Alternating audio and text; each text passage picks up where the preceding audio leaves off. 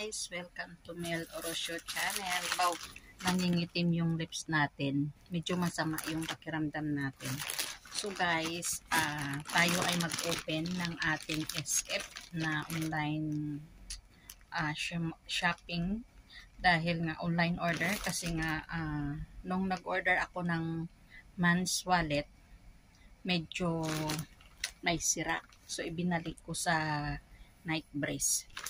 At okay naman dahil medyo mura lang sana yun at gusto ko yun. Kaso lang ayoko nang hindi ko ba nakikita. So may nagustuhan akong ibang bag kaya yun na lang ang ni-request ko nga ipalit. So tingnan natin, ito siya. Ito ang kinuha ko kanina. Medyo masakit guys ang kamay ko na to. Hindi siya maigalaw. So dahan-dahan lang muna. Ito lang yung magalaw ko guys. Kasi iwan ko ba hindi siya magalaw at wala siyang ka-energy. Medyo masama ang pakiramdam natin. Pinahilot na nga dito ni Amo. Kaya medyo may konting galaw lang siya pero hindi mo siya mapwersa. So ito yung bag na in-order natin. Replacement doon sa wallet na in-order natin. Ay, ganito lang pala siya guys. Maliit lang pala siya. Akala ko malaki. Ay, ganito lang pala siya. So, okay na lang. Kasi nga, yung wallet is 99. So, libre, ano yon, shipping. Kaso lang, syempre, anong iba binalik ko, binayaran ko na lang para mabilis. Mabuti naman at yung night brace kasi dapat magdagdag na lang ako ng $5 kasi 99 yung wallet, ito kasi 129. So 99 yung wallet plus ang 25 na shipping, 124. So dapat mag-add na lang ako ng $5. So mabuti naman, iti naman ako siningil ng SF kanina. Usually sila yan ang nagsasabi ko magkano ang bibigay mo sa kanilang price ng items. So sabi niya, wala na daw.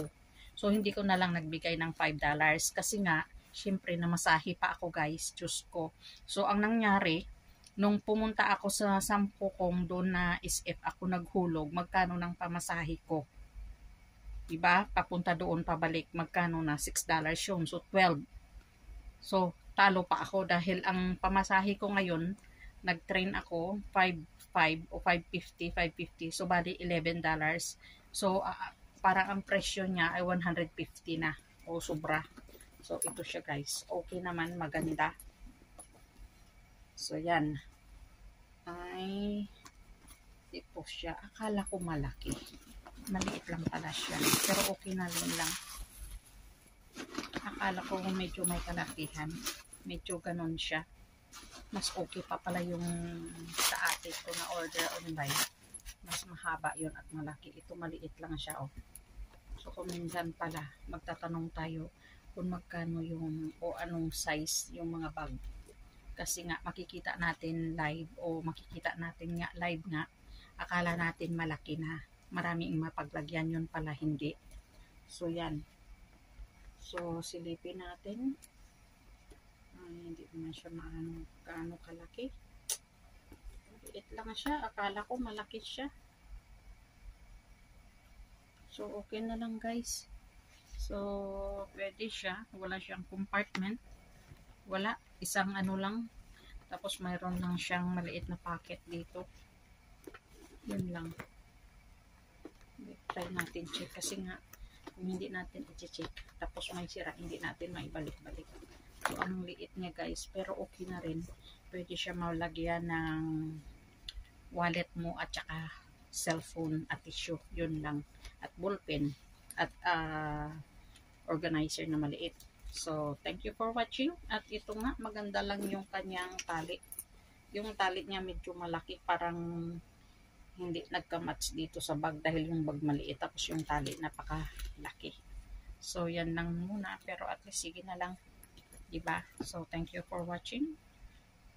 Sulab Daiso. So, bali, ano to? So, yan guys. Maganda siya. Titingnan mo, maganda siya. Okay? Thank you for watching guys. God bless. Ingat po kayo. Ang sama pala nung itsura ko dito. Dahil masamang pakiramdam natin, sana gumaling na tayo ng lubusan.